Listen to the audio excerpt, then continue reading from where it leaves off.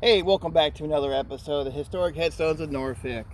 We are going to be talking about August Bernard Coleman. He's a famous tattoo artist here in Norfolk and pretty much the whole world. The tattoo artist we know as Cap Coleman, whose real name is August Bernard Coleman, had been exhibiting with the Human Picture Gallery and tattoo with Sheasley shows for several years by the end of World War I. It's established fact that Coleman traveled with carnivals before he became one of the most famous tattooers of this era. Little has been written about when and where he learned the craft or about the details of his earliest part of his career. If we are to believe Coleman's story, it was his father who gave him his initial tattooing instructions, but this might have been a bit of a tall tale. He was born in Brown, Ohio, October 15th, 1884, to John Coleman and Anna Leifer. All records indicate they were a farming family. In fact, the 1910 federal census lists the 25-year-old August B. Coleman as a farm laborer still living at home. Within a year, however, that all changed. Sometime in 1910 or 1911, Coleman ventured southwest of Cincinnati and into Jesse F. Barber's 1019 Vine Street tattoo studio. With the intent of becoming a tattooed attraction, he himself adorned from neck to ankle and iconic tattoo designs of the day. Barber, as it happens, was not only the artist behind Coleman's tattoo work, but apparently also a mentor in tattooing.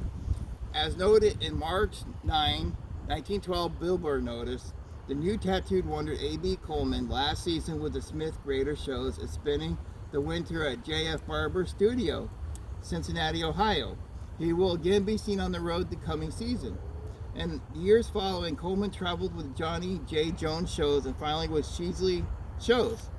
World War I began a new beginning for Coleman and the end of his carnival travels.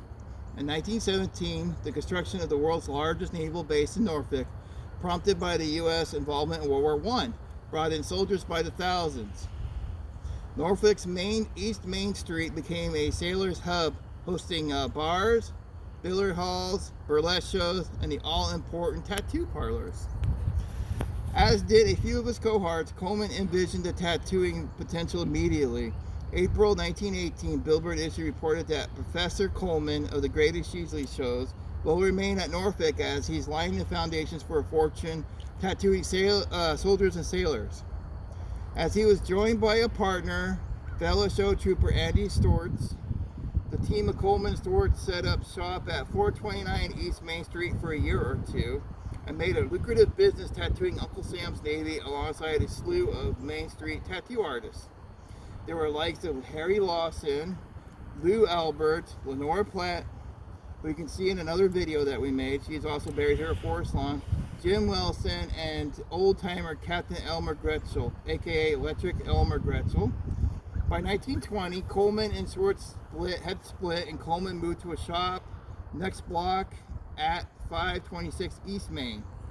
Although Norfolk tattoo business was still operative, it slowed after the post-war period, possibly motivating Coleman to step up his game.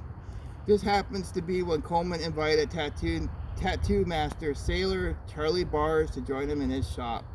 Bars was renowned for his knowledge of machinery and a bold style of tattooing now dubbed American Traditional.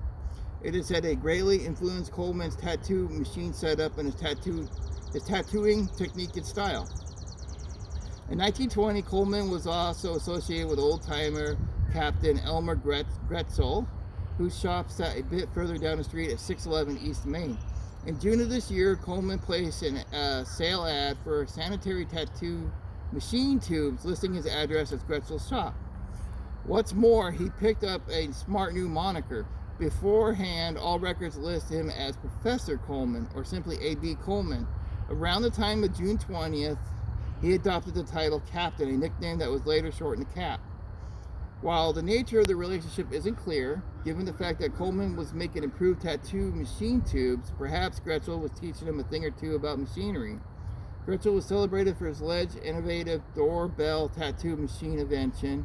He was said to have continued building and selling machines for many years.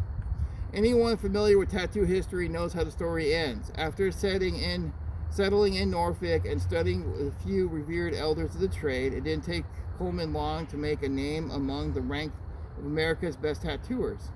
Resolve and dedication, he perfected his tattooing methods, mastering the bold American traditional style with a distinct personal touch. In his heyday, his name was known among sailors from coast to coast on the high seas around the world. Although many a tattooer has been connected to Main Street in Norfolk, the legendary Cap Coleman is one who will be forever synonymous with the city's tattooing history. When Norfolk City Council ruled tattooing illegal in June 1950 by passing Ordinance No. 15668, Coleman, along with many other tattooists, were forced out of the city. Many of the Norfolk tattooists moved across the Elizabeth River into Portsmouth, Virginia, and went to work with Tex Peace. On October 25, 1973, Coleman's body was found in the Elizabeth River near his home. It was thought that he slipped and fell into the river and drowned. Coleman invested his money wisely in the stock market. At the time of his death, he accumulated a small fortune. He left to the Virginia School for Deaf, Norfolk United Fund, and the Tidewater Lions Club and St. Mary's Infant Fund. He lays to rest here at Forest Lawn Cemetery, and this is his stone. People have been coming by leaving coins on his stone, just like Lenora Platt's stone. And if you look closely, there's tattoo needles in there as well that fellow artists were leaving for him to show respect to one of the greatest tattooists of all time, August B. Coleman, or as people like to call him, Cap Coleman. Born 1884 and died 1973.